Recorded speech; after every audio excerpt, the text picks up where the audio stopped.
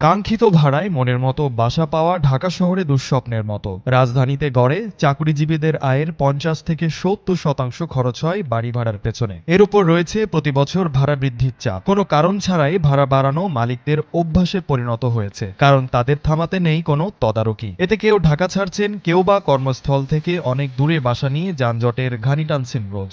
এতে পরিবারে থাকা স্ত্রী, সন্তান, উপার্জনকারী ব্যক্তির কাছ থেকে গুণগত সময় পান না কখনোই। ভাড়াটিয়াদের দুশ্চিন্তা কমাতে ঢাকা উত্তর সিটি কর্পোরেশন নিয়েছে অসাধারণ উদ্যোগ।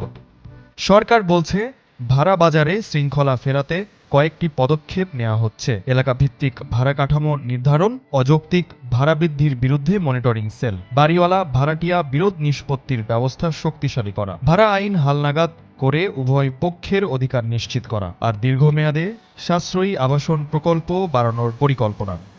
সরকারের আশা, এই পদক্ষেপগুলো কার্যকর হলে ভাড়া বাজারে ধীরে ধীরে শৃঙ্খলা ফিরবে, কমবে জনগণের চাপ। তবে এই সুন্দর উদ্যোগ আদৌ বাস্তবায়ন হবে কিনা সেটি নির্ভর করবে আগামীতে আসা নির্বাচিত সরকারের আন্তরিকতার ওপর।